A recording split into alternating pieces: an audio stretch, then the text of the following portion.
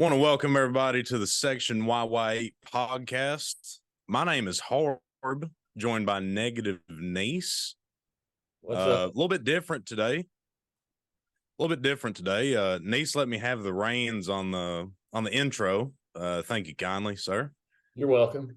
Reason being is because we have a very special guest in studio. As you can tell if you're watching the YouTube, my studio is a little bit different this evening. And that is because I'm joined by the one and only Mr. Brett Stanton. Come on in, Brett. What's up? Hello, fellas. How's it going, Ace? Are you nervous, Brett? No, not necessarily. Cowboys are up 16-0, so I'm gonna have a good mood Harb right now. Yeah, Harb. Before we started recording there, I asked him if that was that smile was because of that Cowboys score right out of the gate. It's either that or the free ribs he came over here and got. Yeah. The free ribs did have something to do with it. That is correct. Of course. Ribs were solid. I'm gonna give the ribs an 8-3. Ribs are good. You're not gonna rate it like Roll Tide Willie does? Get you a swaller. 8.3-75. No, they was round number this time, 8-3. They were good. I have to give Mike Andrews a shout out for the barbecue sauce. Mike Andrews, man, he can do some barbecue stuff now. Marshall goes and sees him once every other week, so he comes home about once a month with a big old ketchup bottle full of homemade barbecue sauce, and it's tough to beat. Well, Harbin, you're hosting the show tonight. Where are we going? Well, we had a football game this weekend. If you watched there for a while, you may have not been aware that we had a football game because I don't know if the team was aware there for a while.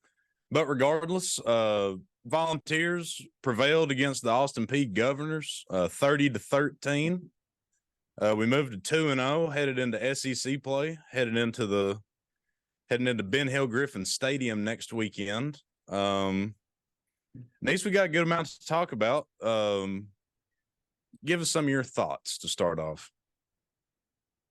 Well, first quarter, a little blurry. My contacts were blurry. Yeah.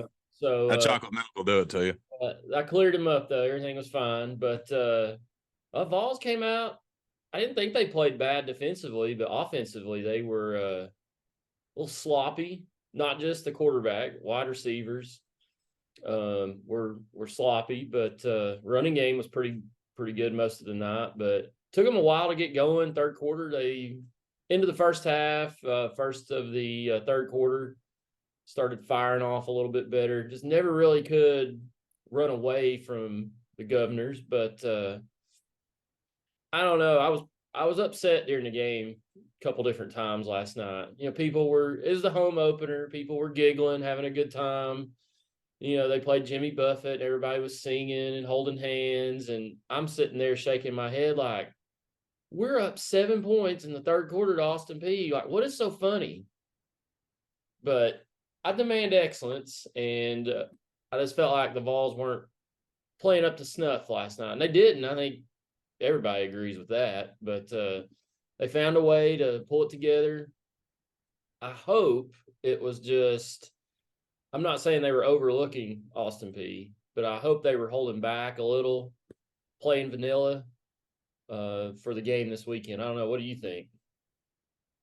Well, I'm gonna defer it over to our special guest. Brett and his son Marshall got to attend the game as well, so all three of us were at the game. Brett, what's some of your takeaways from the game? I thought we did start off a little sluggish. Now, of course, you've read or seen on Twitter, if you're on there, that we had some drops. Now, I think a couple of those drops could have been big plays. So I think that's kind of tough to say those wouldn't have been difference makers because I think we had, 6-7 drops, if I remember correctly. I hadn't looked at the official stats or whatever. But like 3 to 4 of those were drops that big gains after the catches too. So I thought the running game was very solid. Like you said, Nease, I thought we were able to be effective. A couple of times we got going really quick, which in games like that sometimes feels weird, but I know that's kind of what we do. But for all in all, I think our linebackers are solid. That was what my big takeaway from Saturday is. I thought we played solid linebacker wise. They kept spreading us out, and we were able to kind of shut that down. But all in all, it was an Austin Peay game that I'm not going to put much read into. Did we look as good as I was hoping? Absolutely not. I don't think anybody will argue with that. But again, we got the job done. Like you said, we were up 7 in the third quarter. You hate to see that, but we were able to finish off 30-13. And it was never really, I mean, we were up by 7, but you never really felt threatened. Me and Marshall were there. It was just an ugly game that you expect a lot out of, but I think we were able to get out of there injury free, which is, I think, the biggest takeaway from that. If we beat them 70-13, I don't think you come out of here feeling, that makes us feel a whole lot better going into the Florida game. Now, we just go back to the drawing board as Florida with big baby. You're right. Beasley was all over the field yesterday. When you were talking there, I looked up his stats. Yeah, he was. 9 total tackles, 8 solos, 5 tackles for loss, 2 sacks. I mean, he was all over. Dog. He's a dog. I'm trying to look to see how many drops we had. I mean, Milton was 21-33, 228, 2 touchdowns, no interceptions. When you look at that on the surface, you're like, hey, pretty good night. A lot of that was screen passes to the boundary. That first drive, he really struggled throwing. I mean, it's not. I guess the thing that makes me feel better about it is I felt like he was making the right decisions. Yeah, I did too. In the right spot. Well, Nease, like you said, you were at the game. I mean, watching the game as an intelligent football fan, they were playing. I mean, their safeties, I don't think I remember them ever playing closer than 12 to 13 yards. I mean, they were taking the deep shots away, and the ones, like I said, the big plays that we had there, a couple of those drops, I think, turned into 30, 40, 50-yard plays because we're going to have run after the catch. But they were playing us to take the deep ball away. Looked like they played a lot of zone too. Yeah, deep zone. And I went, for lack of a better term, I'll call it a roller coaster of emotions during the game. And I'm gonna try my best to walk through each one because I think each one of these have a little bit of validity to them, but I think it's important to kind of look at all of them in the grand scope of things. One, it's easy to say that the offense did not look good at all because they didn't. But here's another thing. Did we throw one ball further than 15 or 20 yards in the air? The only one I can remember is on the first or second drive, DeBrew over the middle, and we didn't connect on. So it was a lot of dink and dunk, it was a lot of run. It was kind of working on like our fundamental stuff, just trying to get sound on that. Which honestly, after I've calmed down and everything, I kind of like that because we had some things to clean up after the Virginia game, and I think for the most part, I think we did clean those up. But we had a couple other problems arise. Wide receivers didn't look good. Granted, did Joe put it right in between the numbers? Not necessarily, but in my opinion, if you're an SEC receiver and it hits you in both hands and you don't necessarily have to be an acrobat to get both hands on it, you should catch it 95% of the time. We dropped 95% of them, it felt like. Another thing, I'm just going to be straight up. If we don't figure our shit out, we're going to go down to Florida and get beat. That's another way that I looked at kind of towards somewhere in the second quarter. I was just sitting there. I was like, what are we doing? I was like, if we don't figure this out, we're going to go 7-5. Like this is rough. But I mean, I truly believe that in these first 2 games, we've showed less than 20% of our offensive playbook. And I'm fine with that. But it'd kind of be nice to run one or two of those plays just to get an in-game rep in. Here's another thing. Sometime in the third quarter, I'm sure both of y'all saw it. I don't know if it was on TV broadcast or not.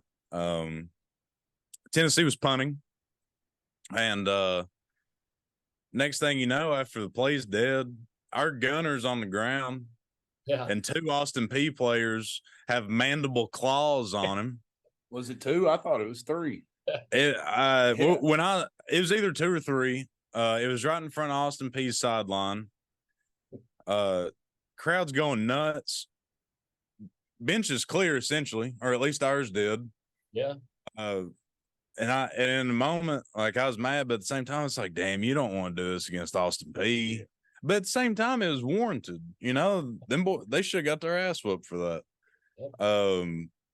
And it was funny because the crowd, like you said, was kind of happy-go-lucky, just kind of chilling, like, okay, we don't look good, but whatever. If I remember correctly, no flag.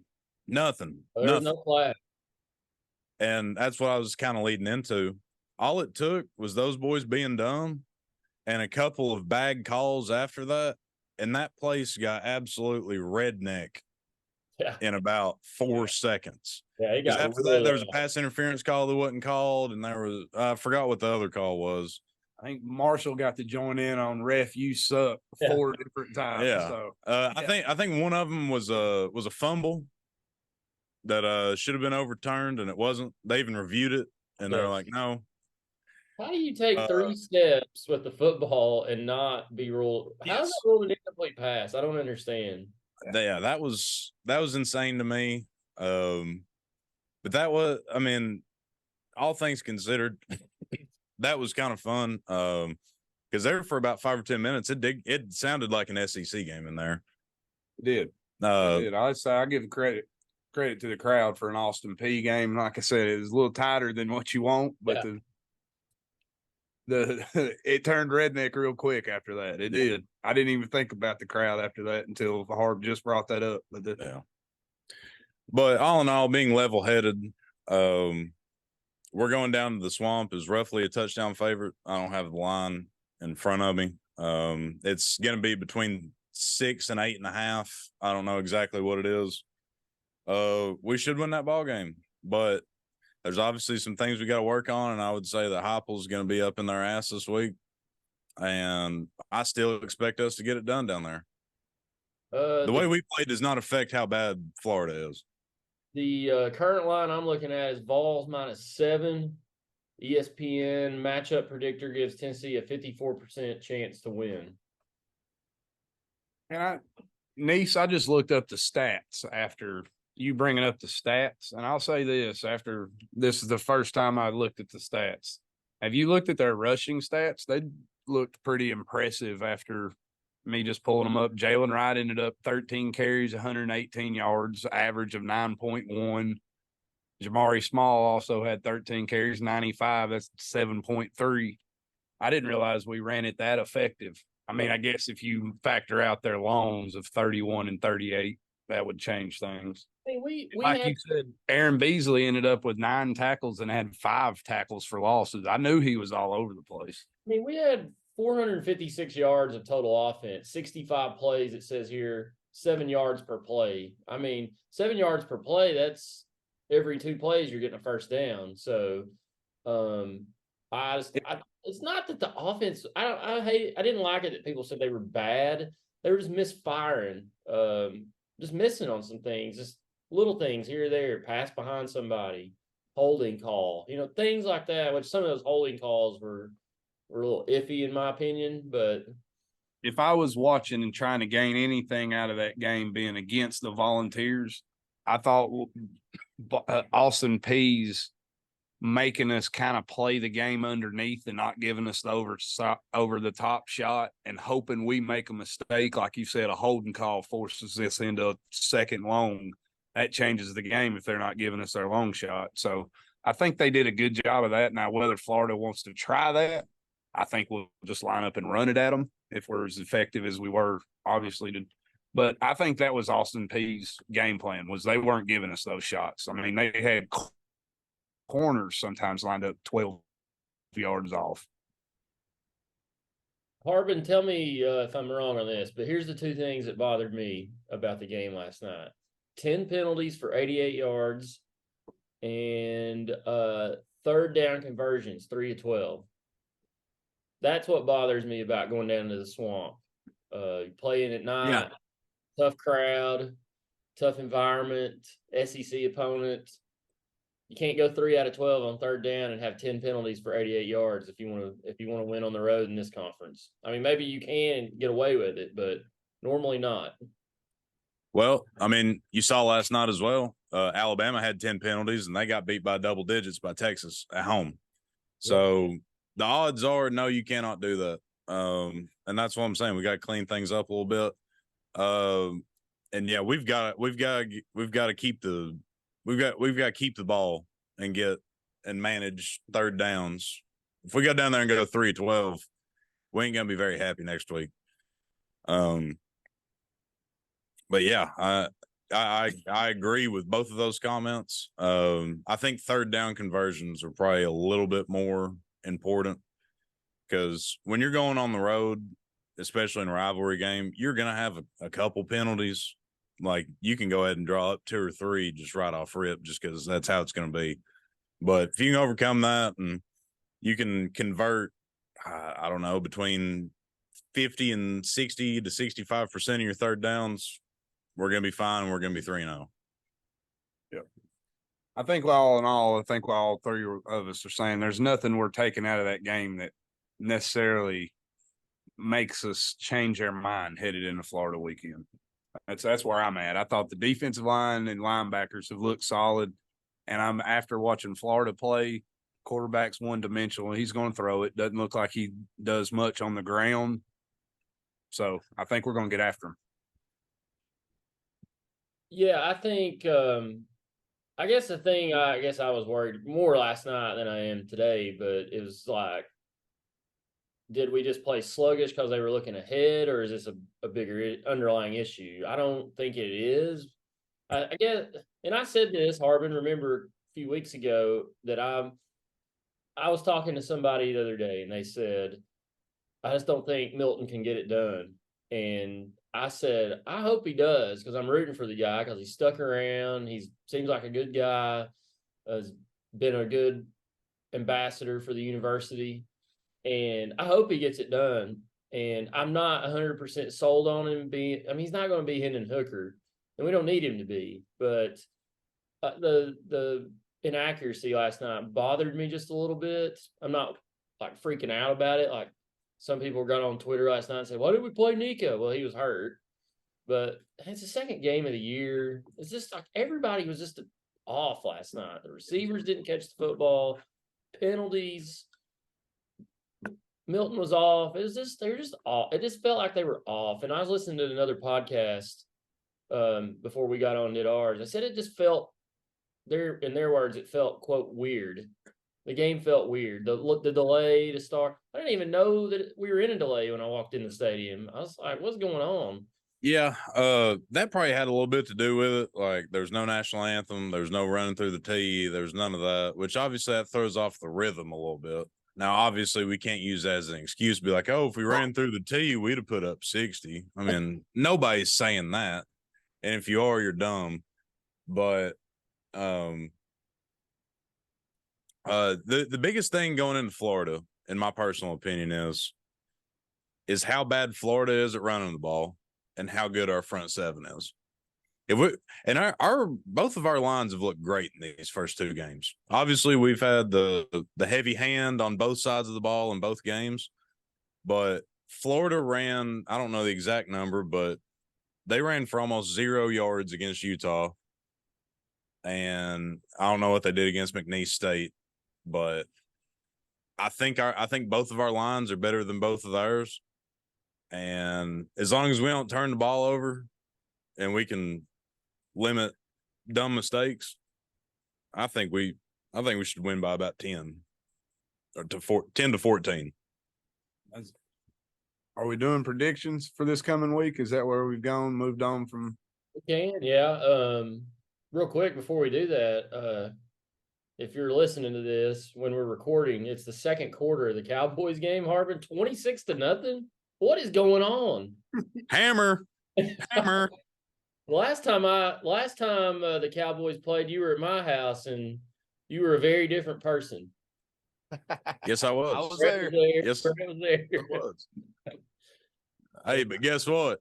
Done It's a new 180. day. Hey, what if I could tell you this a couple hours ago, Harb, that there's a chance Trey Lance gets minutes tonight in tonight's game, but it's in trash time and you all are winning. Well, I would have figured if Trey Lance played tonight, it's because Dak broke his ankle again. Just be 100% honest with you. Hey, I don't know. I haven't looked at the stats here, but I hope Dak Prescott's having a decent night because I have him on one of my fantasy teams. Well, I mean, we blocked a field goal and ran it back, and then I think we forced another turnover. I've only been halfway watching, but I'm trying. We look good all the way around. I see you all turning your heads here, so I assume you're got the TV and the computer. And the shoddy and dishonest sports media has been trying to hype up the New York Football Giants, thinking that they could compete with Dallas and Philly. Let's just pump the brakes just a hair. Let's pump the brakes. Sorry, it's week one. You can't overreact. Much like the Vols. No, and I'm not going to overreact, but the boys look good through the first 25 minutes of the season. So what's the predictions for Saturday? Vols at the Swamp, 7:00 at night. We got all day Saturday to think about it. Brett, you were eager. What's going to be the end result? I'll get us rolling here. So, Nease, I'm a long-time listener to the podcast. First time on the show. First time caller. First time on the show. But I listened to last week's podcast. I think it comes down to ultimately, like you said, I'm a big believer in who's going to win the rushing game. Is like you said, back in Fulmer's days, you could always just look at the stats. You looked at rushing yards, and I think it worked out 90% of the time when Fulmer was here. Those Florida big games when I was growing up, the team that normally led that game in rushing yards was the winner. So I think that's what it's going to boil down to, and I like our chances. I think we've played it safe with I never get the Mays boys right. Oh, Cooper. Cooper, I think he'll be back for this week. I'm not sure if he played yesterday. I didn't look into that before yesterday's game. I'm hoping he'll be back. I don't know that that's been an X factor, but I think we go down there, and I think our three-headed monster at running back becomes we've kind of set our tone and becomes a real problem in the SEC. I like Jalen Wright. I like Jabari Small being the 1-2, and I like I can't ever remember Sampson's first name. What's Dylan? Dylan Sampson. I like him coming in there and that like goal line kind of change of pace back. That was. I'm glad you brought his name up. Not to get away from what we're talking about, but he only played 10 snaps last night. See, that was another thing. Like you're right. It was a weird game. Yeah, not that he played a lot against Virginia, but I don't know the total snaps. But he only played 10 snaps last night, and not that we necessarily needed him, but I mean that guy is somebody I think they want to get the ball in his hands a little bit. Another thing that we haven't really hit on, and I'll get into my prediction in just a second. That you said people that haven't made an impact, and the one that I think will make an impact before it's said and done in a big moment is we haven't seen much out of Thornton yet at receiver. I think he's poised to. It may be next Saturday. It may be Alabama, Georgia, A&M or something, but I think his speed and his talent will definitely show at some point. But okay, let's back to Florida. I think we go down there. I think we establish ourselves early. I think we probably pull ahead early. I think we're better on offense. I think we're good enough on defense to where we'll stifle their run game and make that quarterback make plays. And I just don't know that he can make the plays that I think we can make him have to make. And I got us going down there, not only winning, I got us covered.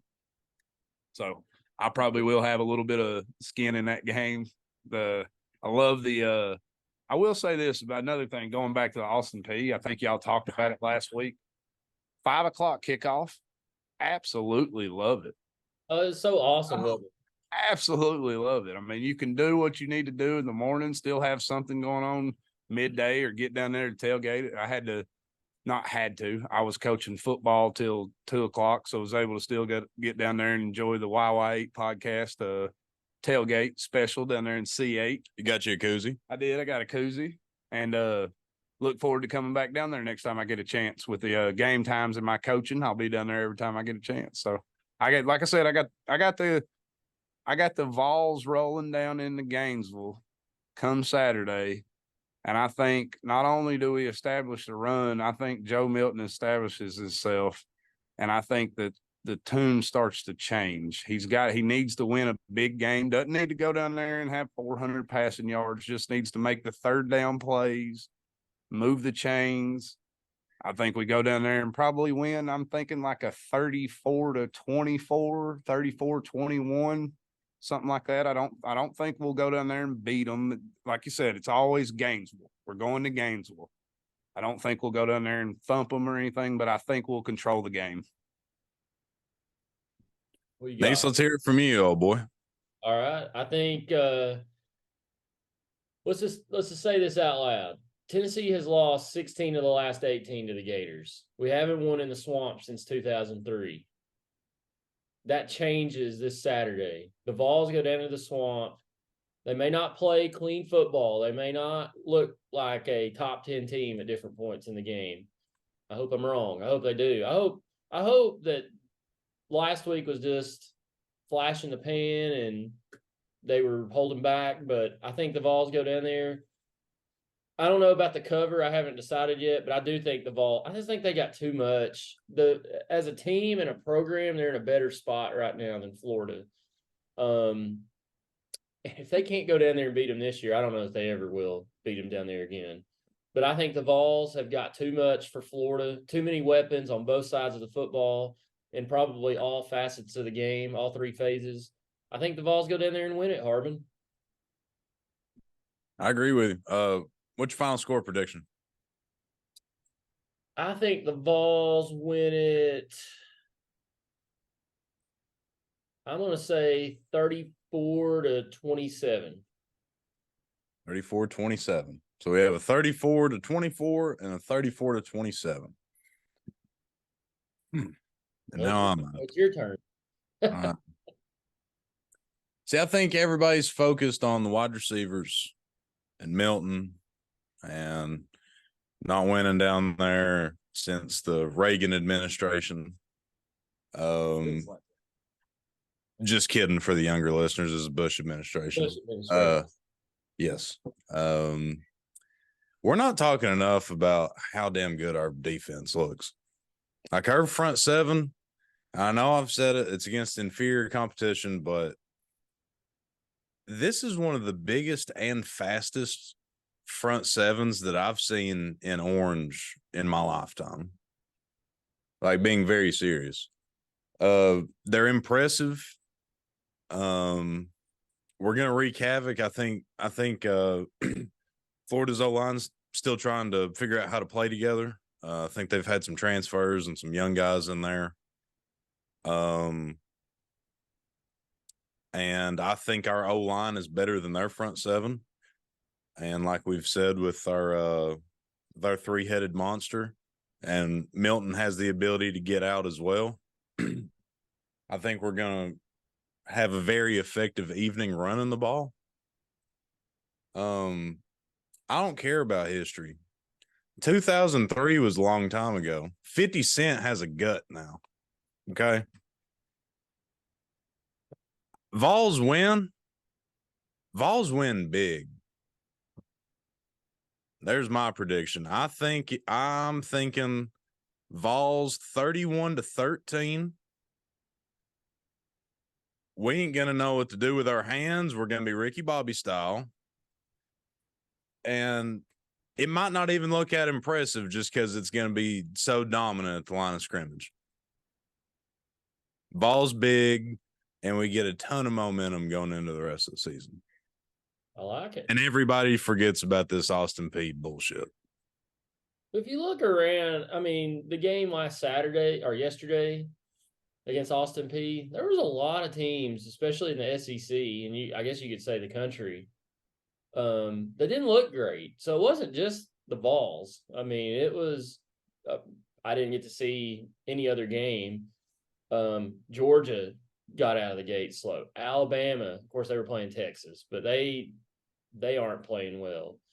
Missouri almost, barely snuck by MTSU. Auburn went out. Of course, they're going out to California, won by 14-10 out in Berkeley. So, it wasn't just Tennessee that didn't play well. So I think you're right. Like, put this out of our minds, look toward Florida. I think Tennessee wins it. And I think we all three think Tennessee wins it. And we went 2 in a row against the Gators. Unbelievable. Don't call it a streak. Okay. Kind of segue or just a little teaser, a little appetizer for the rest of the conference. The SEC, in my opinion, looks extremely wide open this year. Very. Alabama does not look like the Alabama of old, which I said in a few of the preseason shows. We can go back and roll the tape. I said, if Jalen Milroe is starting quarterback at Alabama, I am not scared of them one bit. You said it. And he started last night, and they got beat by 10 points at home. Now, I think Texas is good, don't get me wrong, but they don't look impressive. LSU looks a little overhyped, but that might be a good thing that they got that out early, because I could light a fire under them and they kind of go scorched earth a little bit. Jury's still out on them. South Carolina's mid. Obviously, we don't think Florida's very good. Obviously, Georgia's good, but they've kind of started a little bit sluggish as well. Nobody looks dominant. Well, I think what you're getting at, Harb, without saying it, is the top tier. What creates the Alabamas and the Georgias of the last couple of years is the quarterback plays. What separates the top from the good to the ones that are going to really have a chance at the SEC. And I think there's so many question marks at quarterback in the SEC that you're right. It's wide open. Coming into this season, the best quarterback in the SEC is supposed to be Jaden Daniels. He looked like crap the other night. So, yeah, it's wide open. So, I haven't seen anything from Joe Milton that doesn't say that we don't have a chance to compete in the SEC. There's no holes in our team. I think we're ready to compete for the East. That's why it's so important that we go down there and win this game next Saturday, because this is a time that we're the better team, we're the better program. We need to take advantage of it, win this game, go 3-0, come back home. You've got San Antonio, is that right, Harbin, coming to town the following week? Yes. And then, I think I didn't see what they did yesterday, but they didn't look great against Houston to start the season. But, that's obviously a very winnable game. We're going to be favored in that one pretty heavily. You go and win this game, beat San Antonio, and you go into South Carolina 4-0. And I think that's key, because I'm not scared of South Carolina, maybe like I was at the start of the season, but I think it's just really important to go down there and win this game. It's like Big Montana said a few weeks ago, it kind of sets the tone for the rest of the season. That's what happened last year. We beat Florida. I thought the Pitt game was, I hate to say it, I thought the Pitt game last year was more important for the team's psyche than the Florida game. It was good to get over that Florida hump, but they went on the road, beat a top 25 team in overtime. Not that it was a tough environment, but everything about it was tough. And but I think, it's kind of the same thing. Go down to Florida, find a way to win, and go 3-0 and get back home for a couple weeks. And I'm not one of those that don't think I don't care how we go down there and look. We come out, we scrap with a 27-28 win. I'm just looking at, we need to get a W, get 3-0, move on to the next. But before we do move on, I forgot I wanted to have a shout out. I got to, like I said, Harb gave me tickets, got to sit up in the terrace, great seats, was in the back, got to stand up, kind of lean on the back of the seat and basically stand up most of the game. And, normally if you're in the terrace, they're yelling at you if you're standing.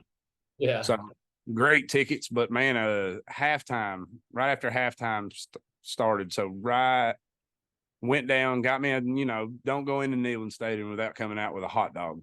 So went down there, the Petro place actually had hot dogs in the terraced area, which I didn't realize they normally. So got to go through, got Marshall a pizza and a hot dog from the Petro stand. And the sweet lady, I wish I would have got her name. I want to give her a shout out. I wish I could figure it out. She was able to put Petro chili and cheese on a hot dog and did not charge me anything extra. So she's my shout out of the week. Yeah. Yeah. She was the MVP of the halftime for sure. It's the best hot dog I've ever had in Neyland with Petro chili and cheese on it. The hot dogs up in the skybox. My mom and dad went up to the skybox Saturday. My uncle couldn't make it in, so they went up there and took some friends. And everybody, the people they took up there, they were like, "This is the best hot dog I've ever had. It's incredible. The hot dogs are incredible." I didn't eat one, unfortunately, but don't go into Neyland without getting one. I got to start either that. It's like back in the day, you didn't go in there without pissing in the trough. Yeah. You can't go in there without getting a Nathan's brew. I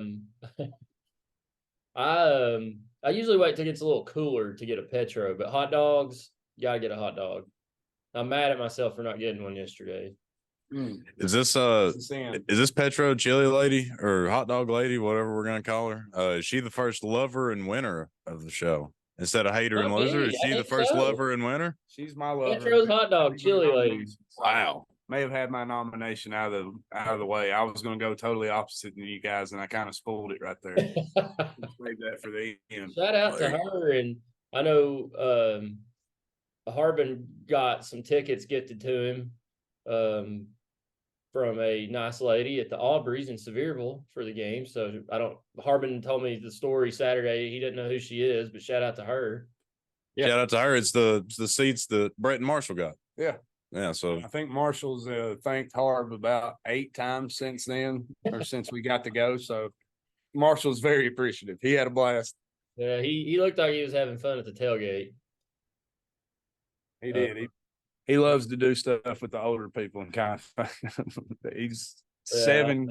He'll be 8 next month. He likes to act like he's 18, which sometimes is good, sometimes bites me in the ass. So, all righty, we're segueing a little bit into the Southeastern Conference as a whole. We're going to run through a couple scores here. If Brett can manage to operate. Ball State. Yep. Georgia handled business against Ball State, 45-3. Scoreless at the end of the first quarter. That was interesting. I did Georgia things and rattled off 31 in the second quarter. Nothing to see there, really. I'm going to save that one for later. All right. Let's see here. SEC. Let's see. Come on, Brett. It's your one time to shine. LSU bounced back. They defeated Grambling, put up 72 to 10. Ole Miss with a big win on the road against number 24 Tulane, 37-20. Hey, I missed that one, by the way. I took Tulane to cover. I didn't see that coming. Well, it was looking pretty good after 45 minutes. The game was tied at 17 going into the fourth quarter, and Ole Miss pulled away and won the fourth quarter 20-3. Yep. And another cross conference matchup. A&M got toppled by the U. If you're on the YouTube, you can see me throwing it up. The U hung 48 on Jimbo. It's 48 33, 48-34, something like that. 33. My assistant right there. Hey, I'm trying to pull up the SEC scores. I've got the top 25. Well, in Brett's defense, there's a lot of SEC teams in the top 25. Yeah. So we talked about the important ones. Wake Forest took down Vandy 36-20. Wake Forest moves 2-0 on the season. Good for them. Kentucky in an absolute barn burner outlasted Eastern Kentucky 28-17. Wow. Could you imagine? I can't. By the way, that game was 7-7 at halftime. An explosive third quarter that they scored 14 points in was the difference. Arkansas 28-6 over Kent State. Missouri, we alluded to this earlier. Missouri narrowly escaped Middle Tennessee State 23-19. Florida defeated McNeese. I could have swore they were McNeese State. Are they That's not what I McNeese? said. That's what I said last week, but it's got them listed as McNeese. They're still McNeese State, like Memphis State. To me, they are. Florida wins going away 49-7.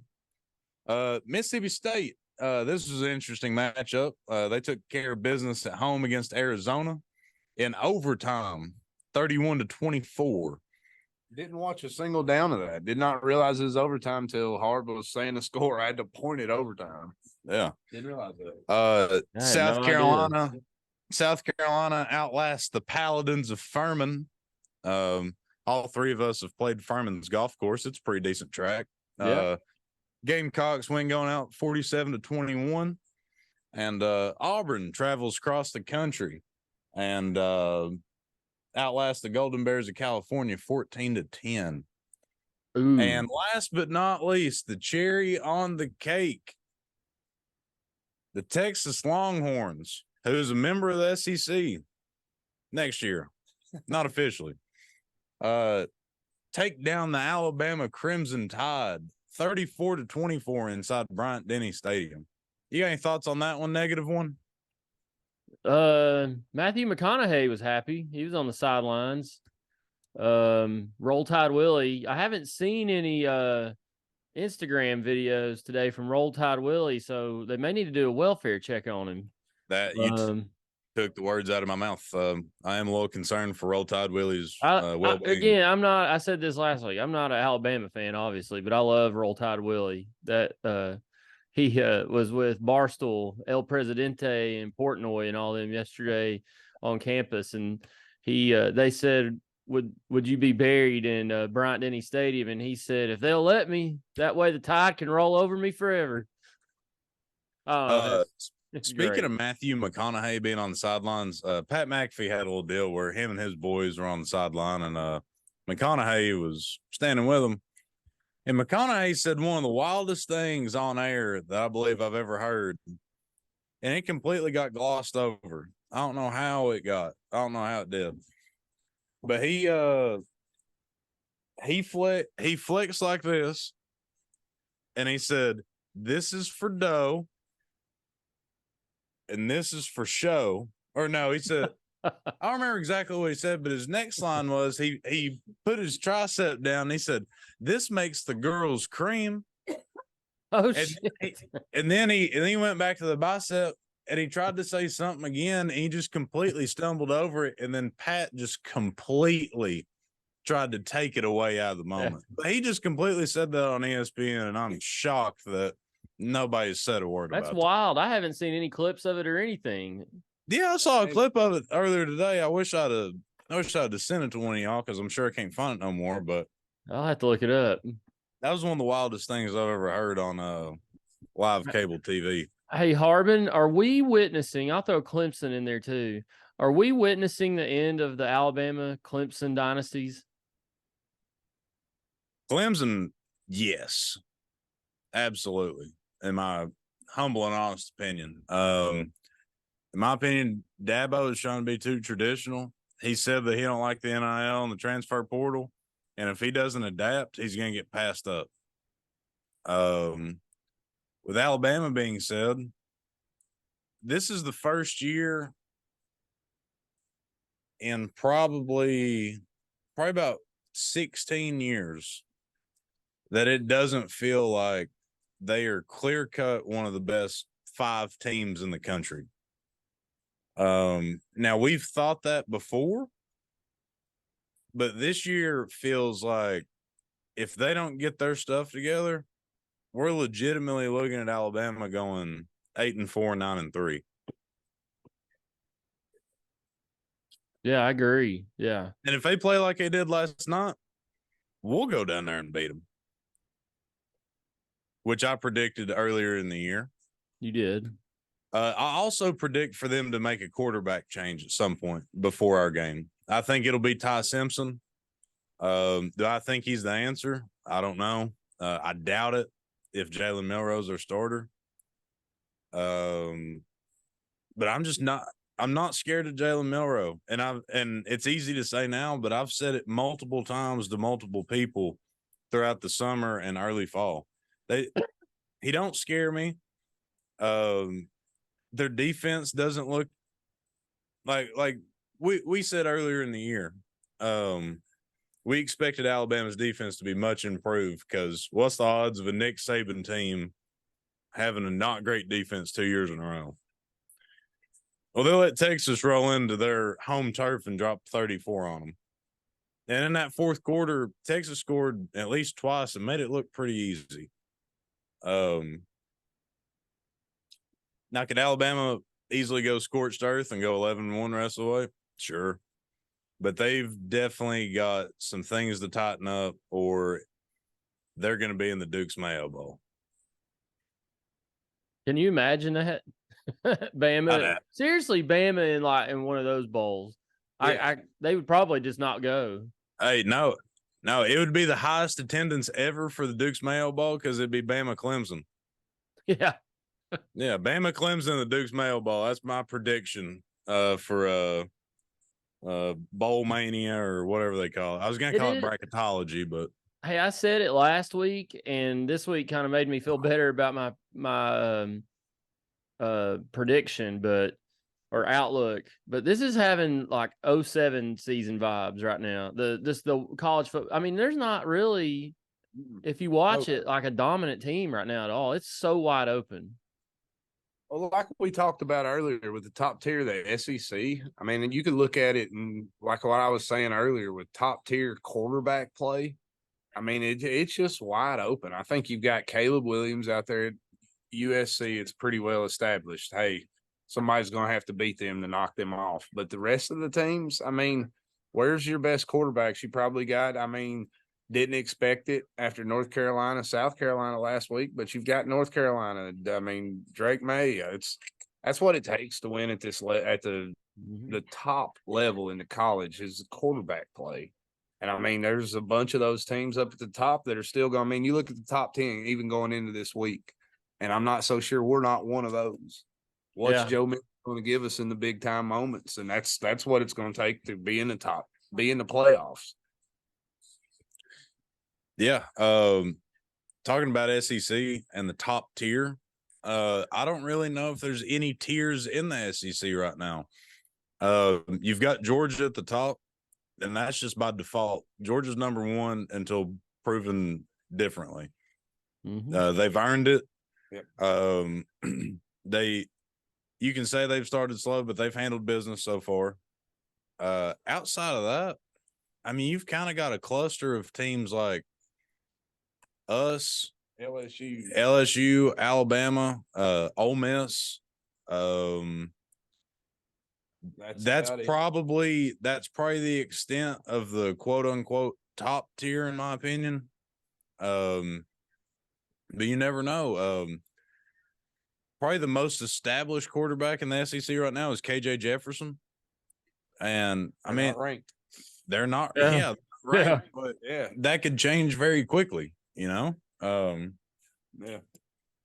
I mean, there's a lot of question marks in the SEC right now. What's pretty wild to me is Bama is number 10 and Georgia's 1. And that's the only two SEC teams in the top 10.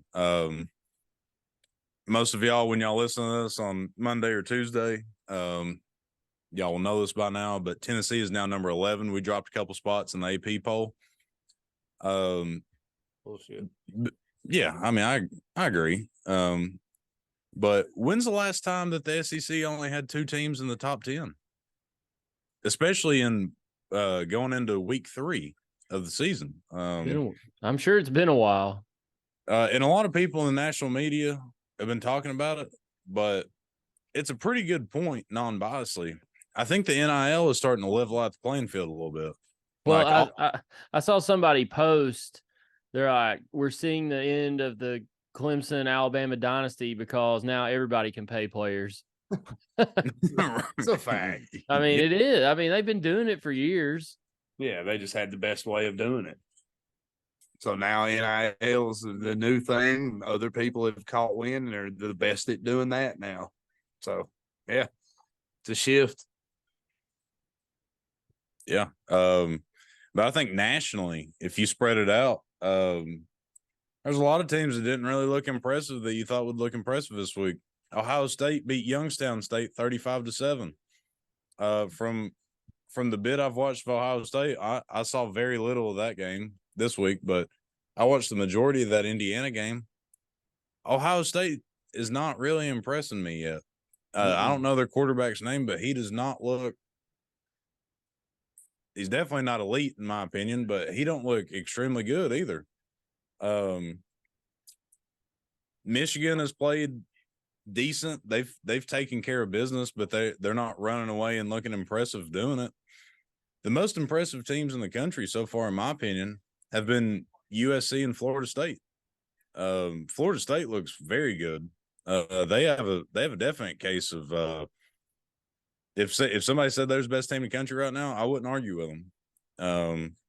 They definitely got the best win so far. Them or Texas. Got an established quarterback, and the receivers looked extremely dominant so far. Yes. So, and what I've been preaching so far on this show, that's what quarterback play. So, yeah, I think those. Yeah, Florida State, in my opinion, you could make an argument for being best team in the country through 2 weeks. Yeah, and piggybacking off what you said earlier, Nease, this does have a little bit of 07 vibes because the Final Four could look extremely different than what we think it's going to look like currently.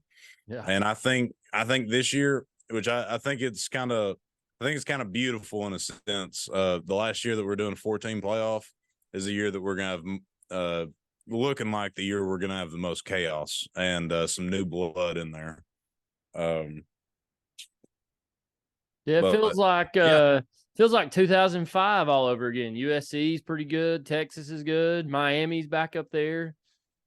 Or Miami had a good win yesterday. So we're going back in time a little bit, Harbin. We're not going to go 5-7 though. No, I forgot about that. You're right. That's not going to happen. Totally 07 vibes. Yeah. I mean, we could easily see a team with 9 wins playing the SEC championship game. It's going to take more than 9 to get out of the East, obviously. But out of the West, I mean, yeah, Bama, LSU, and Ole Miss could beat up on each other, and realistically, I expect the winner to be at least 10-2 out of the West. But this could be a year where a team with single-digit wins gets into the SEC championship game, and we haven't seen that in quite a time. And even as bad as A&M looked last night, I mean, they're talented enough to where they get their head screwed on right. A game here or there, they'll beat somebody they're not supposed to and screw that West standings up, or at least create where there could be a 3-win team possibly come out of the West this year, in my opinion. Yeah.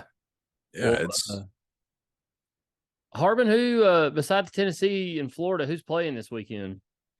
Let's see here. If my main man get it pulled up. Are you looking at we're going to SEC. SEC slot? You've got LSU playing Mississippi State at a noon game, and the other SEC noon game is maybe an interesting matchup. I mean, not something exciting, but you've got Kansas State at Missouri. So you got a top 15 team going to Missouri. That has potential of being an interesting, kind of weird game. The old Big 8 matchup. Yep. And also, this is interesting. South Carolina Gamecocks are traveling to Athens, take on the Bulldogs. That's 3:30 CBS game according to ESPN.com. Very weird. That could be a typo. No, it is. I'm looking at it. Yeah, that's interesting. One of the funnier ones, the Alabama Crimson Tide, coming off the loss to Texas, are traveling to Tampa to take on the South Florida Bulls. That's still funny to me. I don't know how that happened. That is weird. I know it's at Raymond James Stadium, but that is an odd matchup. You just don't see teams like Alabama going to places like South Florida. It's like Tennessee used to play Memphis at Memphis. always weird to see big programs like that going too. Yeah, I'm with you. It's like who last week somebody went to somewhere, and I remember y'all highlighting it on the YY8. It's weird. I actually kind of like it though, because I used to do that when you'd play the Dynasty on NCAA football. I would go play those smaller schools there. It was always cool. Home, baby. Yeah, home and home. Then you got Jimbo Fisher's probably going to get back on track. They've got UL Monroe coming into town. Then we have Samford. I believe they're the Bulldogs. They are traveling to Auburn at 7:00. Vandy at UNLV. Vandy's a 2-point favorite in Vegas. That could be an interesting matchup. Vandy's had some weird games so far. They have, haven't they? Yeah, they played Hawaii. Do you see where that's at? Yeah. Allegiant Stadium. That's at the Raiders Stadium. Oh, wow. Didn't even notice that. Yeah. I didn't either. Georgia Tech travels to Ole Miss, to Oxford, take on the Rebels. I expect Ole Miss to start the season 3-0. I don't know what the line on that is, but I'd say they'll be favored in the 2 touchdown range ish. This says 20. Okay. So we expect Ole Miss to go 3-0. Then we have BYU traveling to Arkansas. That could be a decent little matchup. That's on ESPN2 at 7:30. And then we have the Akron Zips traveling to Kroger Field to take on the Wildcats. So I expect Kentucky will probably win by 3. And then obviously in the main event of the evening, we got the good boys traveling down to Gainesville to take on the Gators. That's our main event. Wow. College game day is Colorado State. Ooh. So I don't know if there's any more big matchups across the country. Just eyeballing it, don't really look like it. Florida State's going to Boston College. Yeah, I'm looking through here. I don't there's not really much out there this weekend. This week's schedule is Minnesota at North Carolina. Oklahoma's got to go to Tulsa. That'll probably be a bloodbath. You got Northwestern Duke in the Brain Bowl. Here's one to keep your eye on because of a story that's come out in just the last couple of days is number 8 Washington traveling to Michigan State. They're favored by 16 right now, but the story there is Michigan State's coach Mel Tucker has been suspended because there's been some accusations of sexual misconduct and some other stuff going on there. A lot of conflicting reports about what's actually happened. It was reported earlier today that he was actually fired, but then it came out that he was suspended. But then the story is just really weird to me because it involved a apparent phone sex scandal between him and somebody else. And the lady supposedly was very disturbed by it, couldn't believe it was happening, but she never hung the phone up. So I don't know the whole story. I haven't really read all about it. It was odd, just a little I've read about it this afternoon. But Nease, this is a safe space. We don't judge people for what they're into on this show. This is an accepting show. Some people are just into different things, and if I was disturbed, I would have hung up. Yes, most people would, but some people are. It's 2023 though. Yeah, some people are not necessarily wired like others. I'm shook just talking about it. Side note, East Lansing doesn't seem like a very safe space for women in the 21st century. No, it doesn't. No, it does not. We've had some interesting stories regarding females come out of the Michigan State athletic program here in the last 10 years. I got a question, I guess, kind of off topic a little bit, but like I said, went to the game Saturday, sat in the Terrace, which is not really where I grew up going. I don't go to a lot of games now being a dad, but now he's to the age where I'll probably start going and feeling like it's worth the hassle of going. And, it's a full Saturday thing to go over there. But like I said, setting a terrace this week are the troughs out of every bathroom. And okay, No. I was just making sure that tradition. No, No, I went pee watered pee in one of them yesterday a couple times. No, I watered the same trough 3 times. Yeah, no, Did they're you, they're still very much so alive. Okay. You didn't cross the streams, did you, Harbin?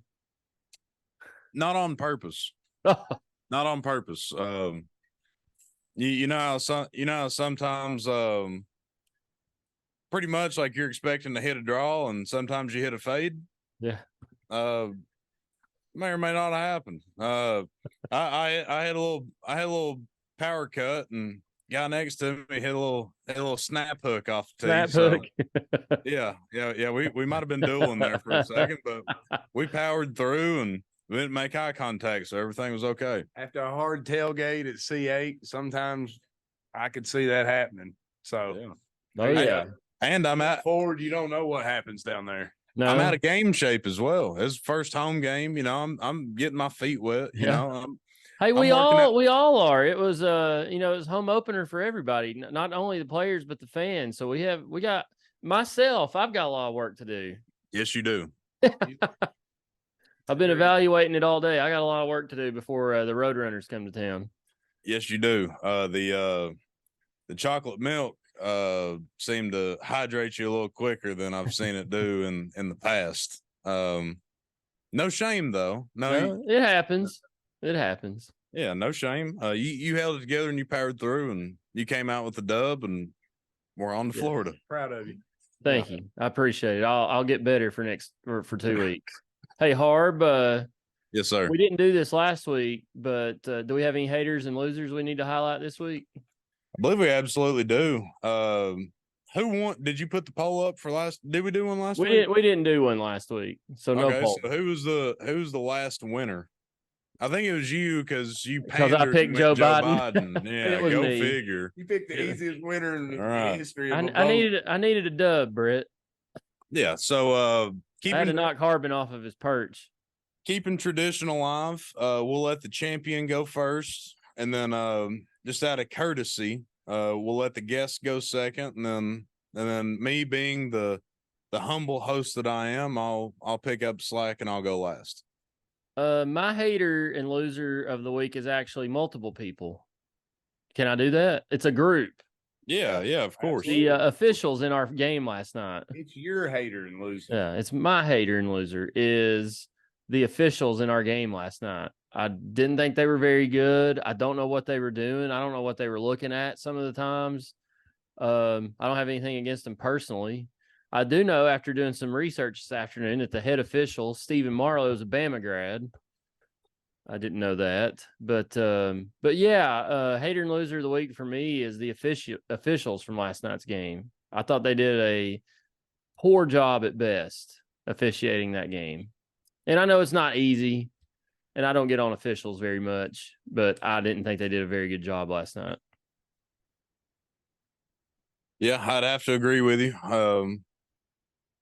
Obviously, it didn't really matter much in the grand scheme of things. And if we say anything on the Twitterverse or Xverse, excuse me, Yes, or any outlet on the internet, we look like losers because we're bitching about the officiating against Austin Peay.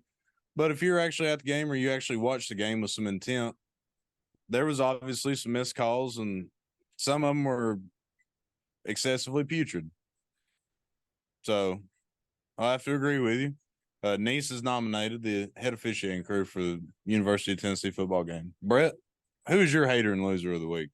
I'll piggyback a little bit on that. Being at the game Saturday, that was poor. It was just poor officiating. And going back to, I thought the biggest no call of the day was Harbin bringing up our guy just getting trampled over by 3 Austin Peay players. I thought it was 3. Harbin thought it was 2, but whatever. It looked like they had him pinned down after the whistle and extra credit. And again, the benches cleared. No, not a single penalty.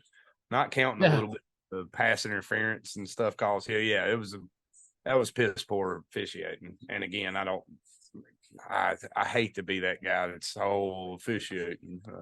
We won 30-13 at the end of the day. But yeah, it was poor. My hater and loser of the week, and I hate him probably every week, but watching that Texas Alabama game and y'all saying, man, I think the dynasty's over in Bama, man. I think going into this season, I got so tired of hearing that negative. Oh, we better watch out for what's coming out of Tuscaloosa this year. If you heard anything from Nick Saban, that means he's just so confident. I think Nick Saban doesn't have a quarterback, boys. And I think we might be in for a long, long season in Tuscaloosa. I'm not so sure that we don't roll up there. And according to looking at the rankings, that's not going to be as big a game to the national media as it will be to us. Mm-hmm. I think this dynasty's over in Bama, and I think the wheels may be coming off because I'm with you. I think they do have a quarterback change before come Tennessee, but as a Tennessee fan, I want there to be a quarterback change because obviously they think Melrose is the best right now, and I think it's because of his athletic ability and what it gives him if the play breaks down. That's what worries me the most, and if they're not more confident with one of those other two quarterbacks, I don't think they're going to be very good. Yeah. I'd be surprised that's my hater and loser of the week because I think if he can't get it done this week or this year with the transfer portal, I mean, it just makes it easy for those top programs now. As long as you've got athletes, you can get a top-tier quarterback, you can reload every year. And I just think Nick Saban in the games passed him by, and I just think that the end is near, boys, and I love it. Hate to see it. Just adding to that for a second, Nick Saban is going to be joining Pat McAfee's show every Thursday during this season. Talk about a way to try to still remain relevant. Well, here's my thing. When Alabama was rolling, when did he ever do that outside of local media? Never. He's grasping, boys. He's grasping. Yeah. Never. I mean, all the signs are kind of pointing to it. He's been filming too many insurance commercials with Dion. Yeah. Hey, don't make fun of insurance now. I'm just saying the commercials are taking up too much of his time. All right. Now my hater and loser of the week. I'm not gonna pander and talk about Alabama or Tennessee football. I'm gonna go on a global scale. My hater and loser of the week is the United States. And more so, to be a little bit more clear, I'm talking about the United States men's national basketball team. Earlier in the week, we lost to Germany, who has maybe 3 to 4 NBA players. We lose to them. They let Daniel Tice, who I love, played for the Celtics a couple times, but he's a 6'9" white center, and he dropped 28 and 7 on the U.S. men's national team in 40 minutes and international rules. Jaren Jackson Jr. and Walker Kessler, our two best big men on the team, combined for 13 and 6 in that game. You ain't going to beat anybody like that. And then after that, we go to the bronze medal game. We're playing Canada. Everybody wanted us to play Canada. They wanted us to be a gold medal game. Well, we got Canada. But what'd we do? We go out and lay an egg and let Dylan Brooks, of all people, drop 39 points on our national team. I mean, Nease, what are we doing? I think I'm going to vote for your hater and loser of the week. That's pathetic. What are we doing? We let that clown that nobody likes drop 39 on us, and he won defensive player of the tournament. He dropped 39. He was mean mugging us. He was talking cash. He deserves to talk all of that. And honestly, I would too if I was him, because we let him do that. And it's sad and pathetic. And anytime there is a national or a global tournament and it's national teams, anytime ball rolls out there, we should win the tournament going out. And we should average wins by 25 points a game. That's just how it is. Well, I think that goes into you. I mean, obviously, I think my hater and loser should win, but I think that goes into our USA arrogance every now and then. I think we don't roll out our best foot forward until it takes a something like this to make us quote unquote embarrassed. And then 2 to 3 years, whenever they roll around this national or the international next tournament, they'll have the top tier guys there. I mean, like you said, Anthony Edwards, who I think is going to be a great player. He's not a top 5 player in the NBA right now, and he's our best player there. And we try to go to these international games, and we go with Jaren Jackson, and we got 2 big guys basically. I mean, we're asking for it. So I think it's a little bit of arrogance on who we invited and who we went down there. We thought we were going to go down there and just roll out a bunch of athletic NBA players, and unfortunately, the international game doesn't respect that, and we got what we did. When advanced analytics show that Austin Reeves and Tyrese Halliburton, which if you don't keep up with NBA on a near daily basis, you don't know who those guys are. Advanced analytics show that Austin Reeves and Tyrese Halliburton were our best 2 players in that tournament. Don't hate on Austin Reeves now. I ain't hating on either one of them. They're both solid players, but they should not be our country's best 2 players in a national tournament. That's pathetic. I mean, Austin Reeves is a white guy from Oklahoma. That's the best we got. So that's my hater and loser of the week. And like you said, when the Olympics roll around next year, we're probably going to send the big guns. I expect like Steph Curry and Jason Tatum and a few other guys to go out there, and I expect us to win gold. But it shouldn't take us getting embarrassed and coming in 4th place in a damn FIBA in the World Cup, I believe it was called, or FIBA tournament or whatever. It shouldn't take a 4th place finish to do that.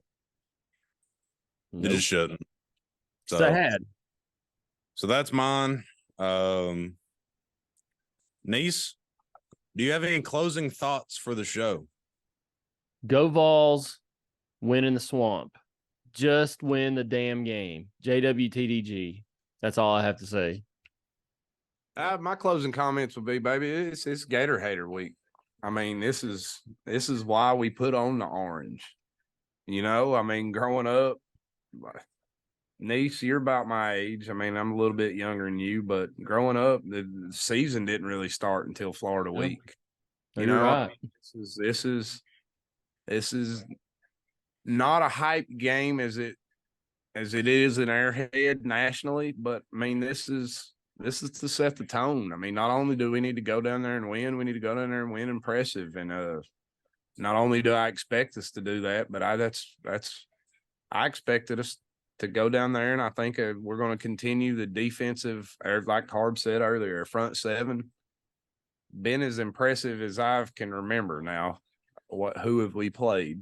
So we'll say that. But as far as size and speed, man, I think we look more like an SEC defense than I can remember. And we're rotating guys in, and it's not like we're putting your feel-good stories that we had going in 8-6 years ago. You know, I mean, some guy that the UT fan base wanted to be good, but we're rolling in SEC caliber, and it's like I said, it's Gator Hater Week, baby. This is why you want to. I hope to hear Rocky Top about 8 times, about 8 touchdowns, and I'll be happy. This is one of those. There's 3 or 4 games every year that Tennessee wants to win, and this is one of them. So absolutely, I agree. Joe Milton goes down to Gainesville and establishes himself, and I think we get the ball rolling. I think our 3-headed monster kind of establishes theirself as maybe the best running back room in the SEC. I'll say that. Yep. Just win the damn game. Yes. Like the Nease family proudly preaches. Hopefully here in a week and a half, we'll get some stickers if Eric will actually show up for once. Hey, he's going to the swamp this weekend. Breaking news real quick. There's roughly a 15% chance that I will be in the swamp. That's extremely breaking news. Just letting you know, Keep boys. us posted. I will be taking over the Twitter account if I do go down there behind enemy lines. Just win the damn game. Get to 3-0. But just like Tony Schiavone says, we are out of time. Nease, I love you. Brett, thanks for coming on. And this has been the Section YY8 podcast.